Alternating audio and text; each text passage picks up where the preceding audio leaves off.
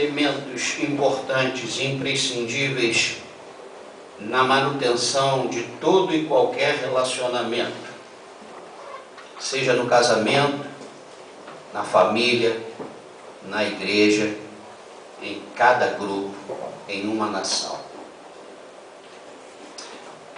Existem três coisas que você precisa atentar, três elementos. O primeiro é algo chamado unidade. Unidade. Casamento sem unidade não consegue fazer bodas de ouro. Igreja sem unidade é uma igreja que vive se arrastando. Um país sem unidade é um país com uma diversidade de partido político, cada um levando para uma direção. Famílias sem unidade são famílias divididas. Unidade é a qualidade do que é um ou único, mesmo sendo vários. Eu vou repetir. Unidade é a qualidade do que é um ou único, mesmo sendo vários. A unidade é a oposição à pluralidade. Unidade é o resultado de esforços e de pensamentos para uma única coisa ou causa. Unidade não tem a ver com união. Unidade tem a ver com alma e fé. Essa é a diferença.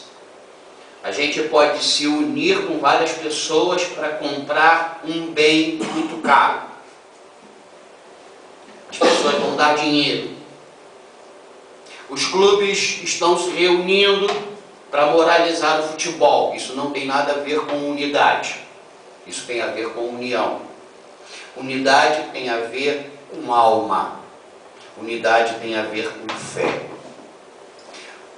Segundo elemento que não pode faltar no relacionamento conjugal, familiar, eclesiástico e de uma nação é a comunhão. A unidade mostra, apesar de muitos, agindo. A comunhão significa a ação ou efeito de comungar. Comunhão significa também o ato de realizar ou desenvolver alguma coisa em conjunto. Por isso que duas pessoas em julgo desigual não podem casar, porque elas não terão comunhão. Elas não conseguirão realizar coisas em unidade. Entende isso? Você está entendendo, Diego? Eu estou entendendo. Eu estou entendendo. Comunhão significa também ato de realizar ou desenvolver alguma coisa em conjunto. Comunhão é harmonia no modo de sentir, de pensar, de agir. Uma igreja sem comunhão, sem unidade, é uma igreja que não consegue desenvolver, de realizar projetos. Comunhão tem a ver com identidade, comunhão de pensamentos. Comunhão também é a associação com uma pessoa, envolvendo amizade com ela, incluindo participação nos seus sentimentos, nas suas experiências e na sua vivência. Isso é comunhão.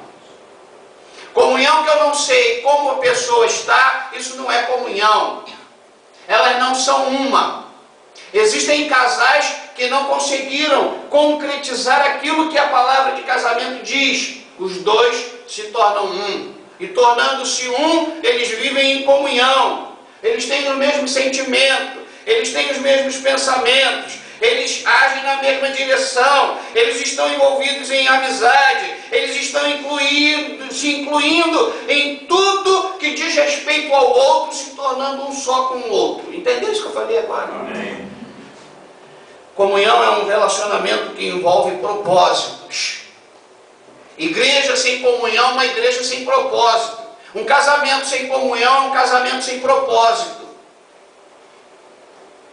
Então, para que uma família, um casamento, uma igreja, uma nação possa vencer as agruras, as adversidades, as dificuldades, precisa haver unidade e precisa haver comunhão.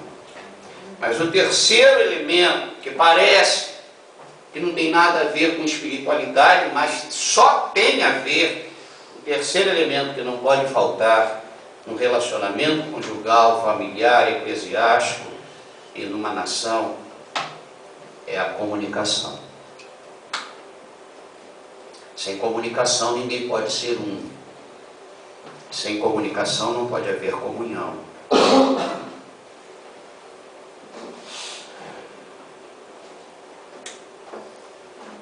Entenderam isso? Eu quero que você pare e pense se você realmente tem comunhão comigo. Se você está em comunhão com a sua igreja. Vamos trazer para esse âmbito espiritual. Será que nós somos um?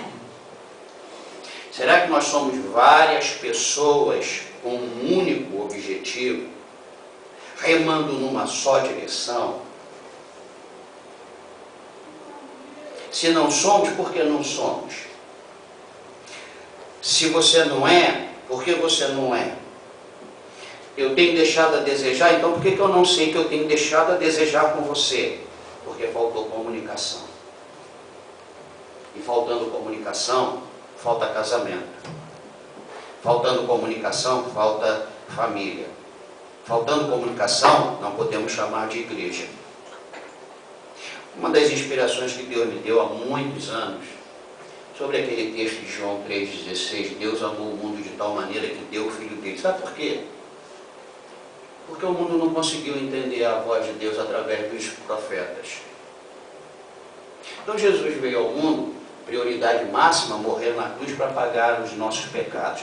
Mas Deus queria estar conosco em comunicação.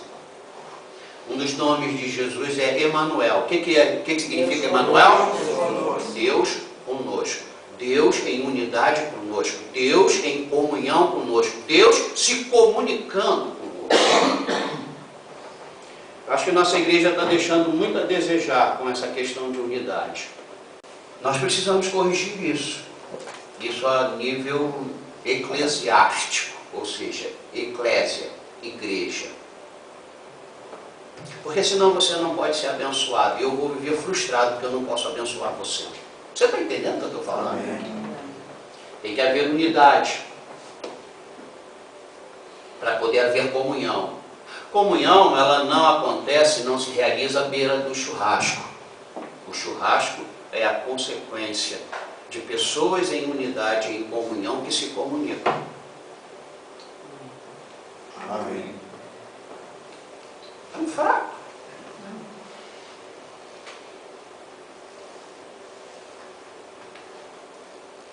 Existem casais falidos. Estão juntos. Não são um. Estão em união. União estável. É o termo usado agora. Mas não são uma unidade. E não sendo uma unidade, não existe comunhão. E não existindo comunhão, ninguém tem vontade de se comunicar. Está faltando diálogo. E eu fiz aqui uma lista, não para hoje, mas para casais, as inúmeras razões por que a comunicação falha.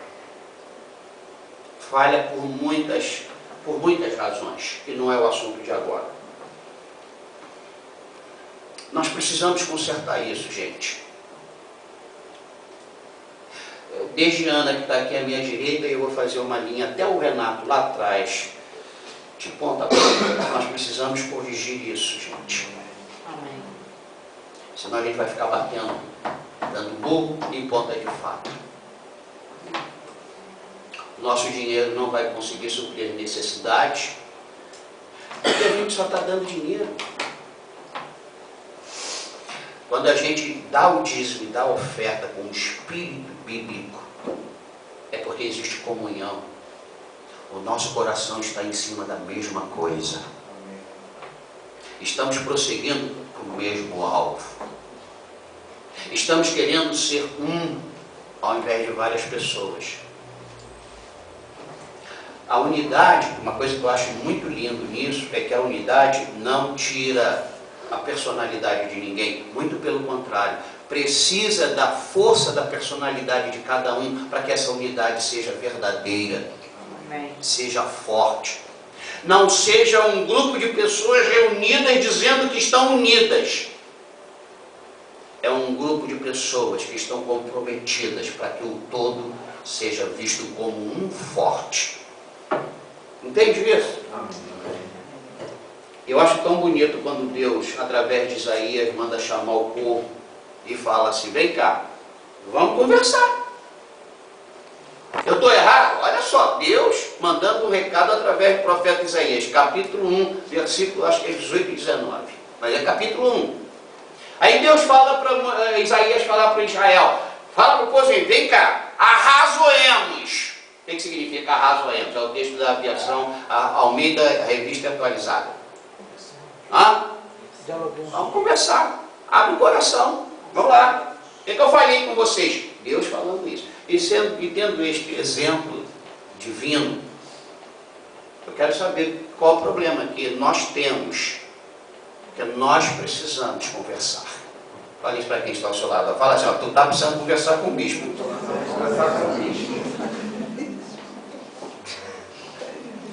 Aliás, eu estou devendo com a Adriana, porque eu marquei com ela, mas eu estou aqui com dor, por isso que não deu para sair antes para a gente conversar. Mas nós temos que conversar. Você tem que me chamar de feio, e eu falo que você é mais do que eu. Você tem que falar, porque a verdade não impede a unidade, muito pelo contrário, a verdade fortalece a unidade. Amém. E a comunhão, ela só consegue se estabelecer em cima de verdade.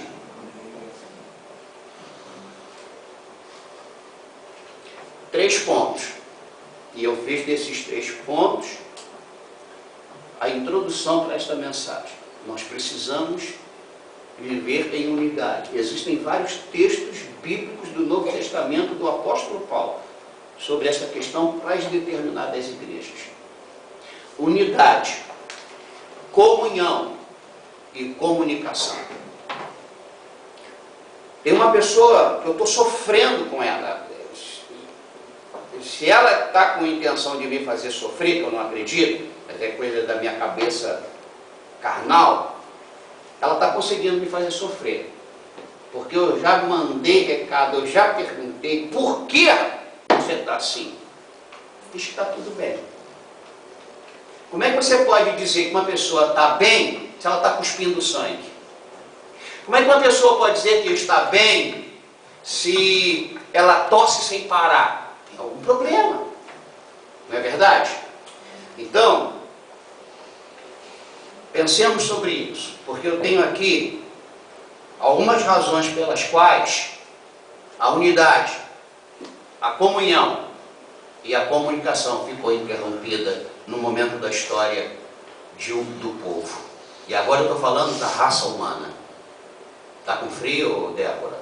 Tá? Fecha a porta aí, Samuel, fecha a porta. É a única coisa que eu posso fazer, eu posso desligar o aquecedor, ligar o aquecedor. Vamos abrir a palavra de Deus no livro de Gênesis capítulo 10. Gênesis capítulo 10. Vocês estão lavando essa canequinha direitinho? Eu estou falando do lado de dentro, porque do lado de fora não precisa lavar não. Eu estou vendo aqui uns pontinhos pretos. E eu já tomei 2 goles, mas a palavra de Deus diz que eu beberei coisa divina e não me fará mal. Gênesis capítulo 10. Vocês sabem que Deus criou Adão, botou Adão nessa coisa linda chamada mundo, e especificamente no paraíso, no Éden, e deu ordens para Adão. E aí Deus viu que Adão estava sozinho, estava sofrendo, estava triste, e um pastor disse: não acredito nisso, porque o cara estava no paraíso, o cara tinha tudo, o cara baita de um cara inteligente, deu nome a tudo. E aí Deus, isso é a palavra do pastor Paulo Duarte falando, depois tu corta aí, Alexandre. Aí Deus falou assim: Adão, eu estou preocupado contigo, tu está muito feliz. Vou botar você para dormir que eu vou arrumar um problema para você. Aí Adão dorme, quando acorda, Eva está pronta lá do lado deles. E aí eles são expulsos do paraíso. E aí a Bíblia de Gênesis, desde o capítulo 3 até o capítulo que nós vamos ler, capítulo 10, muita gente nasceu, muita gente, muitos anos e anos e anos e anos, gerações e gerações e gerações, para chegar na hora do dilúvio. Aí Deus, que não é injusto, sabe essa coisa que a gente tem que parar? Deus não é injusto. Deus chega para Noé e fala assim, olha só, eu estou por aqui com essa raça. Você vai fazer uma arca. E Deus não perguntou nada para a mulher de Noé. E não perguntou nada para os filhos de Noé. E não perguntou nada para as noras de Noé. Só falou para Noé, prepara a arca e você vai entrar com a tua família. Eu vou salvar você e a tua família. E o resto vai morrer tudo afogado. Homens, mulheres, idosos, crianças, recém-nascidos. Todos vão morrer afogados. E aí entra o dilúvio na história. Esse texto que a gente vai ler é um período pós-diluviano. Aí depois do dilúvio, capítulo 10, versículo 32. Acharam? Quem já achou, diga amém. Amém. Diz assim, são estas as famílias dos filhos de Noé, segundo as suas gerações, nas suas nações, e destes foram disseminadas as nações na terra depois do dilúvio. Vamos sentar. A gente pega a Bíblia e lê capítulo 1, 2, 3, aí a gente vê Deus expulsando Adão e Eva do paraíso, e são 3, 4, 5, 6, 7, 8, 9, 10. 8 capítulos se passaram. 8 capítulos significam milhares de gerações, anos e anos. O período pré-histórico passa. Entra um período agora pós-diluviano, em que, aqui nesse versículo 32, dos 3 filhos de Noé, já tinham nascido muitos e muitos e muitos e muitos e muitos. É só você pegar esse capítulo 10, você vai ver lá a genealogia de Noé. Eu quero compartilhar essa parte histórica com vocês, para você entender o que tem impedido, o que tem atrapalhado a nossa unidade, comunhão e comunicação. Após o dilúvio, os filhos de Noé com suas famílias reproduziram muitas e muitas gerações, e destas gerações foram disseminadas as nações na terra. É assim que existe hoje o dinamarquês, o chinês, o irlandês, exatamente assim. Não veio um extraterrestre com um olho assim para fazer o povo chinês. Veio dos filhos de Noé. É assim que veio.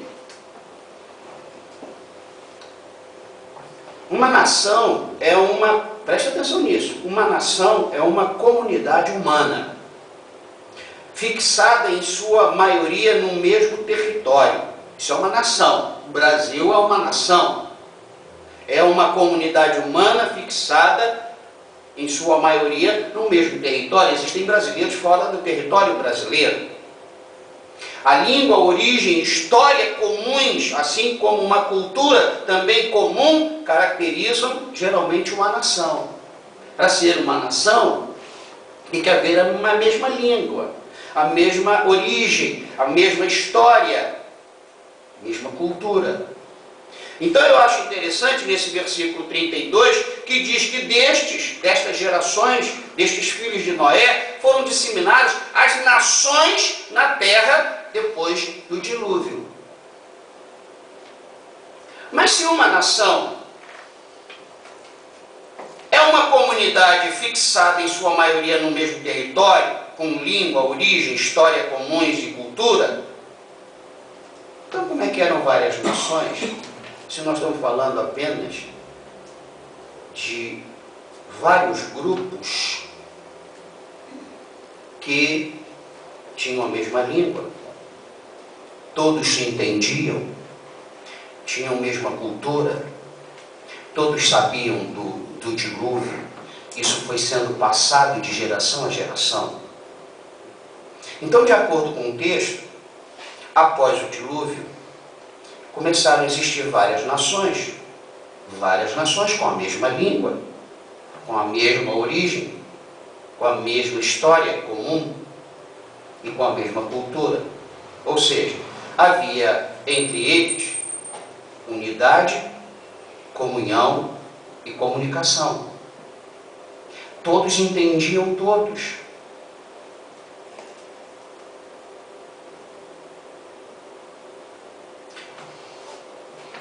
Eu botei aqui uma observação: não esqueçam que nenhum casamento, nenhuma família, nenhuma igreja, nenhuma nação, nenhum reino consegue subsistir quando falta unidade, comunhão e comunicação. Esta coisa de estar junto, de estar em comunhão e ter a mesma comunicação, estas coisas é que fazem algo se fortalecer. E quando eu digo isso, algo se fortalecer para fazer o que quiser. Por isso que eu estou falando que todas estas nações que tinham a mesma língua, a mesma origem, a mesma cultura, a mesma história, eram várias porque eram muitos, mas não deixaram de ser um. Porque havia unidade, comunhão e comunicação. O próprio Deus falou isso. Nada é impossível quando existe unidade, comunhão e comunicação. Pegaram até aí? Amém.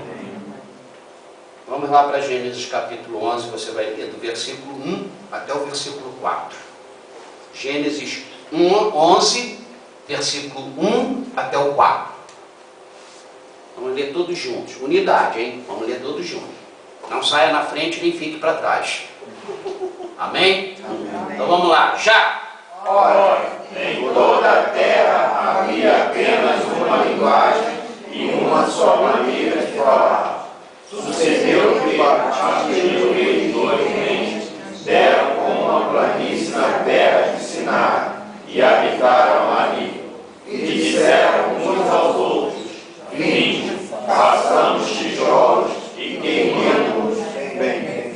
Os tijolos serviram de pedra e o betume de argamassa. Disseram: vinde, edifiquemos para nós uma cidade e uma torre cujo topo chegue até os céus, e tornemos célebre o nosso nome, para que não sejamos espalhados por toda a terra. Então, preste atenção, deixa eu recapitular agora para emendar tudo, para você entender.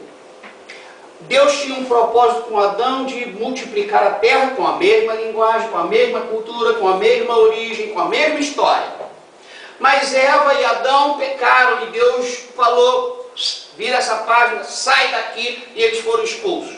O mundo começa a produzir gente, e agora cheio de pecado. E aí chega lá no capítulo 6 de Gênesis. Nós estamos falando de milhões de gerações. Chega no capítulo 6, Deus fala: Noé, eu não vou deixar que meus planos fiquem frustrados. Porque antes da fundação do mundo, eu planejei tudo. Eu vou salvar você. Vou salvar você e a tua família. Noé entra na arca, morre todo mundo. E Deus tem várias nações com a mesma língua, com a mesma cultura, com a mesma história. E eles iam bem. Eles estavam em unidade. E nós estamos falando de gente pra caramba. Porque a quantidade não atrapalha a unidade. Eles estavam em vários lugares. A distância não atrapalha a unidade. Mas eles tinham unidade, eles tinham comunhão, eles tinham comunicação. Entre esse momento aqui da história, até aqui a humanidade pecadora estava indo bem. Estava indo maravilhosamente bem, com unidade, comunhão e comunicação para fazerem qualquer coisa como vencedores. Mas 4 problemas entraram aqui. E são estas coisas que atrapalham a unidade, atrapalham a comunhão e atrapalham a comunicação.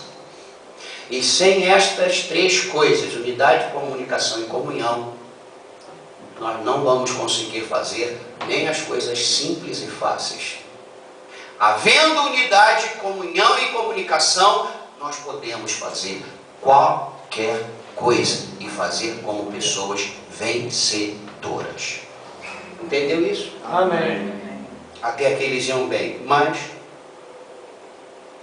devido à inversão de prioridades, isso é muito importante, devido a um egoísmo, leia o versículo 4.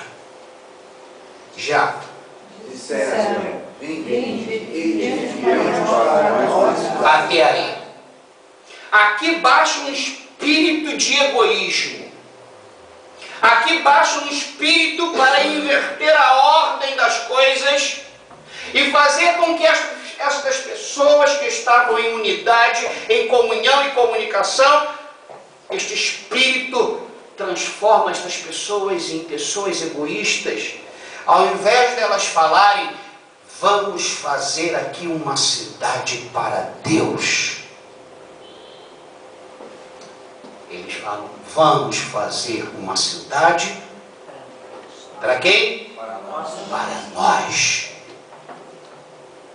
Quando você deixa o egoísmo direcionar você, você vai perder a unidade, a comunhão e a comunicação. E aí você começa a perder. Quando existe egoísmo dentro do casamento, quando existe egoísmo dentro da igreja, quando existe egoísmo dentro da família, quando existe inversão de prioridades, a gente começa a perder. Aquilo que estava nos levando para cima faz com que a gente comece a direcionar para baixo. Quando você começa a pensar em primeiro lugar em Deus e no seu reino e na sua justiça, quando você começa a pensar na soberania de Deus, quando você coloca Deus em primeiro lugar, ninguém pode derrotar você. E nem o grupo pelo qual você faz parte, que você está em unidade. Alguém tinha que se levantar aqui e falar, peraí, vamos fazer para Deus. Porque também não adianta estar na obra, na igreja, dizendo que é para Deus, quando no coração é para si próprio. Está entendendo isso que eu estou falando? Amém. Sempre que pensarmos em nós em primeiro lugar, sempre que pensarmos nas nossas obras, nos nossos projetos, no nosso futuro em primeiro lugar, antes do Senhor, vai bater uma derrota, que ela vem, antes vem uma frustração. Tem muita gente egoísta no pedaço, tem muita gente egoísta no casamento, tem muita gente egoísta dentro da família, tem muita gente egoísta dentro da igreja. Esse piano da finança a gente poderia conduzir com muita tranquilidade, se não houvesse egoísmo e pensamentos em si próprio. Meu futuro, o texto me dá toda a liberdade para falar que eles estavam preocupados com o futuro, e o futuro foi a razão deste egoísmo e desta inversão de prioridade. Ou você anda com Deus, e você tem toda a competência e capacidade que Deus deu a estas pessoas. E você vai priorizar Deus na tua vida sempre.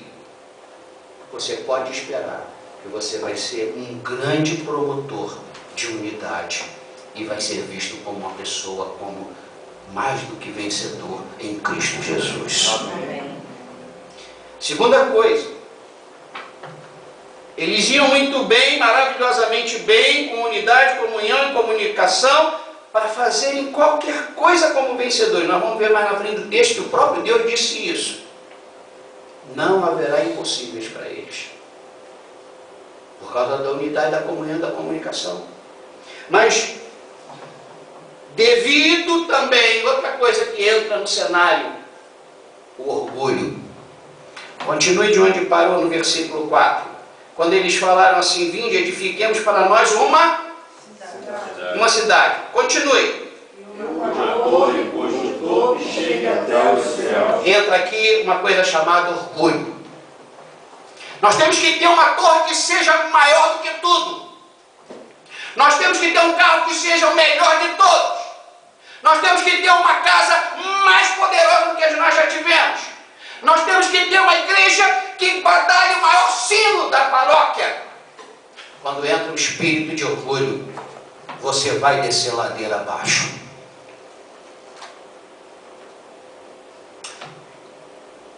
Eu ia falar uma coisa agora que não procede, mas sempre quando fizermos qualquer coisa com orgulho, seremos derrotados. Estão aí? Amém. Estão entendendo? Está entendendo, Débora? Egoísmo. Vamos fazer para nós. Orgulho. Vamos fazer a torre mais alta que tiver. E a terceira coisa que eles deixaram entrar. Continue de onde a gente parou no versículo 4. Já. E? Vai. E? Célebre o nosso nome. Aí entra a vaidade.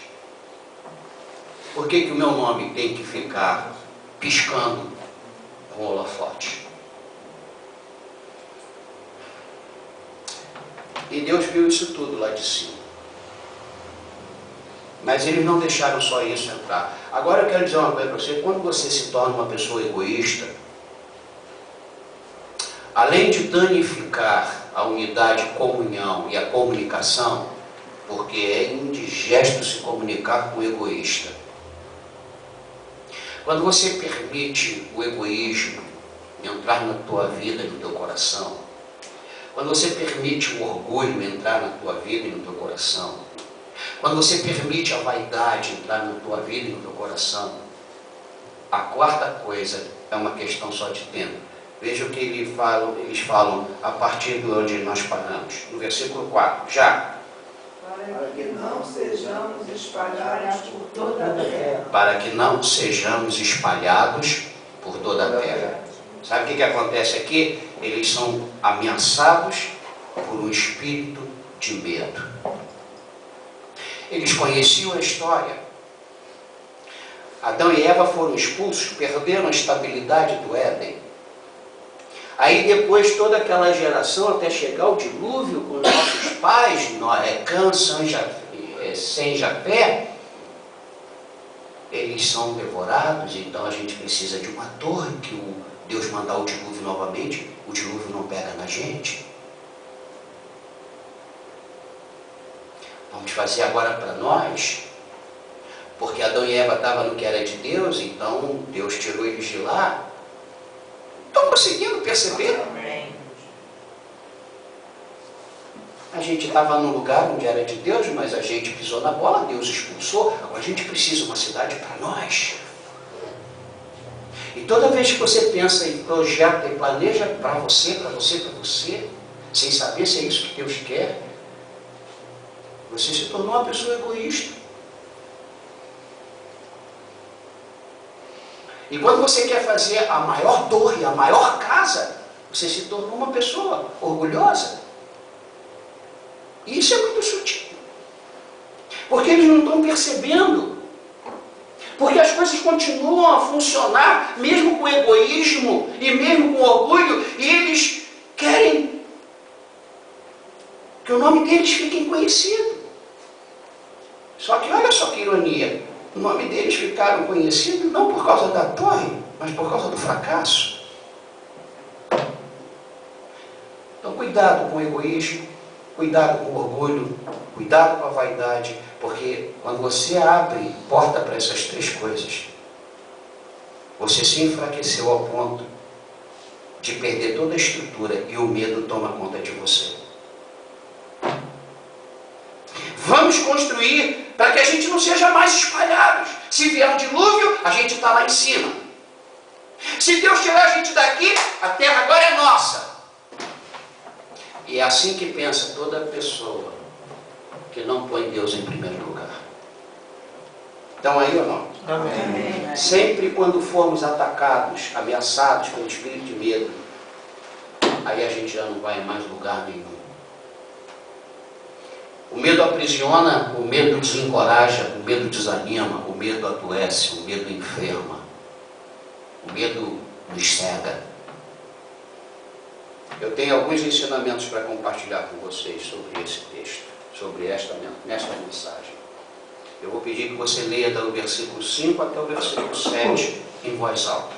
Eu quero compartilhar alguns ensinamentos. Versículo 5 até o versículo 7. Já! Então desceu o Senhor para a cidade e os filhos do homem ficaram.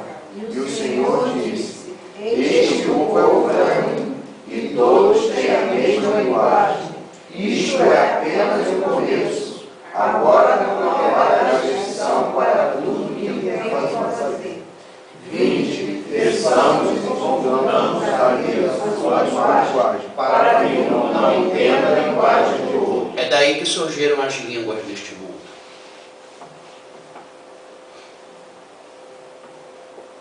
Olha só que coisa bonita que Deus me revelou, me inspirou. Primeiro ensinamento. Nós aprendemos na palavra de Deus, que Deus não é Deus de confusão. Não é verdade? Volta e meia nós estamos usando este texto. Muitos nem sabem onde ele está. Mas fala, Deus não é Deus de confusão. Mas aqui, a palavra diz que o Senhor desceu para confundir. E eu fiquei pensando, meu Deus, eu não vou mais poder falar que Deus não é Deus de confusão. Tenho que falar, porque está escrito, então eu tenho que falar que Deus não é Deus de confusão. Aí a gente precisa entender. Quando há egoísmo, repita isso comigo. Quando há orgulho, quando há vaidade, quando há medo, Deus desce para confundir estes espíritos malignos e toda a carnalidade.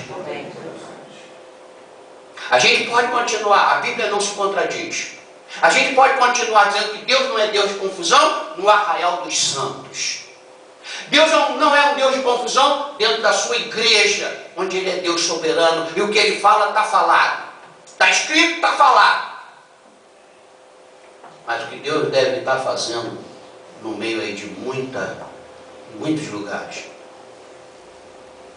E olha, o nome do diabo não entrou aqui. O demônio não está aqui. Diretamente.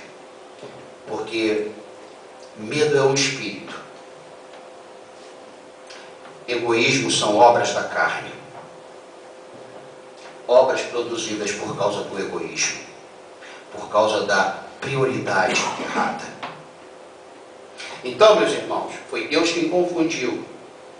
E esta confusão provocada por Deus, porque este povo ia conseguir fazer a torre. Fala para quem está ao seu lado, se nós estivermos em unidade, se nós estivermos em comunhão, e se nós tivermos uma comunicação perfeita, nós vamos fazer o que nós quisermos. E mais interessante, com a bênção de Deus. Entende isso? Amém. Leia o versículo 8 e versículo 9, por favor. Já! Destaque o Senhor dispersou da língua dos seus adversários e cessaram de edificar essa casa. Chamou-se por isso o nome de Babel, porque ali conduz o Senhor a linguagem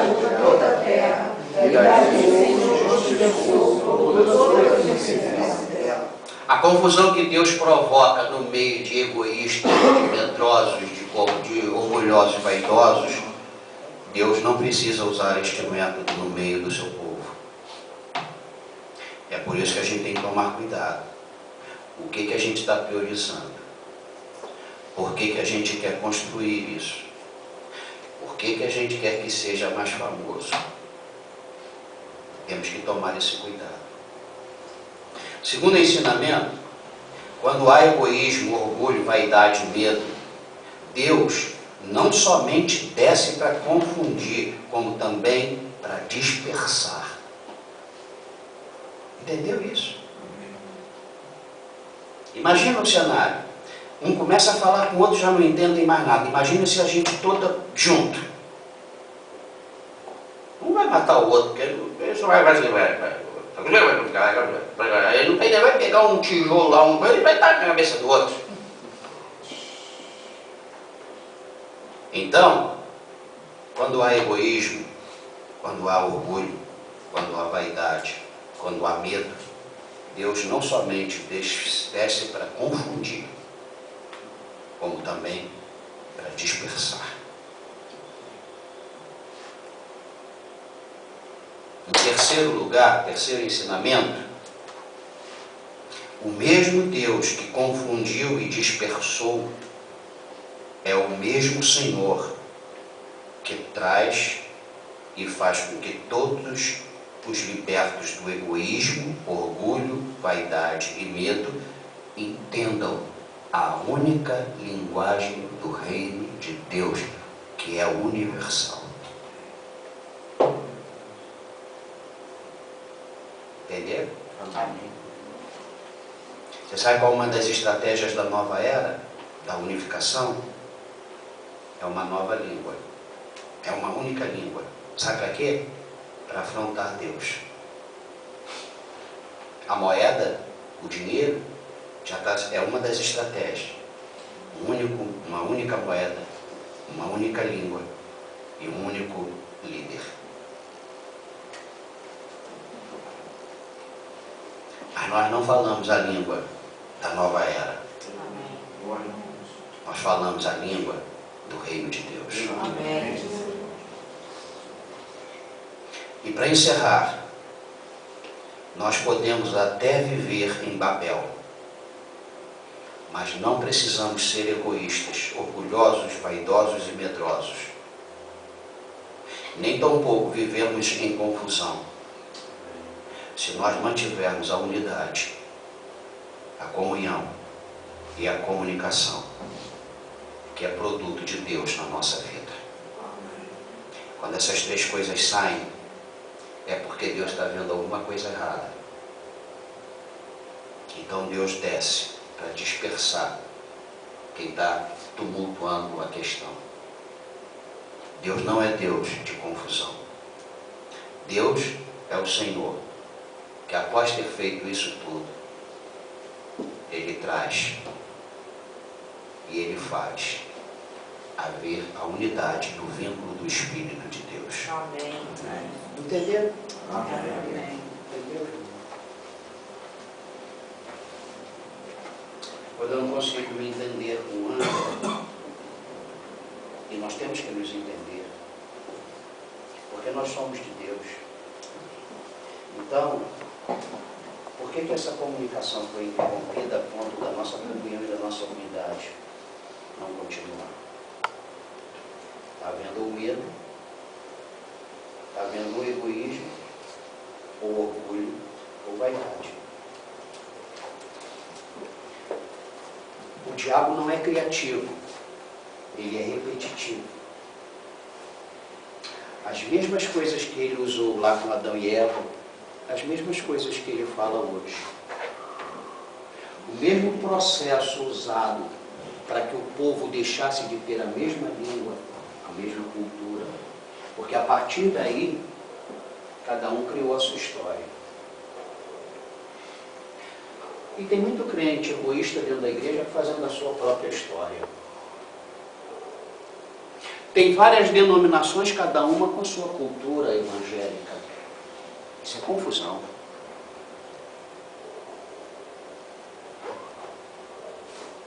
Jesus pediu ao Pai na oração sacerdotal, que assim como eu sou um contigo, que eles sejam um comigo, e que eles sejam um com os meus discípulos, para que todos saibam que eles são meus discípulos. Entendeu? Então, por que eu não me entendo com ele? Por que eu não me entendo com ela? Por que você não me atura? Por que eu não suporto o outro? A unidade, a comunhão e a comunicação foram interrompidas. Por causa de um egoísmo, por causa da vaidade, por causa do orgulho, por causa do medo. É tão simples assim. Antes de entrar aqui, eu estava vendo um pastor da igreja adventista sétimo dia. Ele fez uma pergunta assim no ar: por que você não estuda a Bíblia? Quantas horas você fica dentro de um ônibus? Quantas horas, agora eu que estou falando, quantas horas você fica na frente da televisão? Por que você não estuda a Bíblia? Você sabe que essa mensagem aqui Deus me deu depois do almoço, de 2 horas da tarde até agora, às 5. Que eu abri nesse capítulo. E um capítulo me levou lá para frente, um me levou lá para trás. Por que você não estuda a Bíblia? Por que você não medita na palavra de Deus? Se você falar não tem tempo, é porque você está sendo egoísta, está priorizando coisas erradas. Se você achar que você já sabe tudo, então você é uma pessoa muito orgulhosa. E se você se estriba apenas nas mensagens de 10 anos atrás, você é outra pessoa vaidosa. É a mesma estratégia. Sabe por quê? Ele sabe, o diabo sabe. Se nós estivermos em unidade, em comunhão e comunicação, nós vamos fazer o que nós quisermos. E com a bênção de Deus. Que é o que faltou para esse povo. E é o que falta em alguns casamentos, em algumas famílias, em algumas igrejas. E é o que está faltando no nosso país. Que o Senhor seja louvado. Amém. Que você possa sair hoje daqui pensando sobre este assunto, esta mensagem. E de repente o teu casamento está precisando que Deus restaure a linguagem. Que Deus restaure a unidade. Que Deus restaure a comunhão. Na sua família também. E é o que eu tenho pedido para a nossa igreja. Curva a sua cabeça.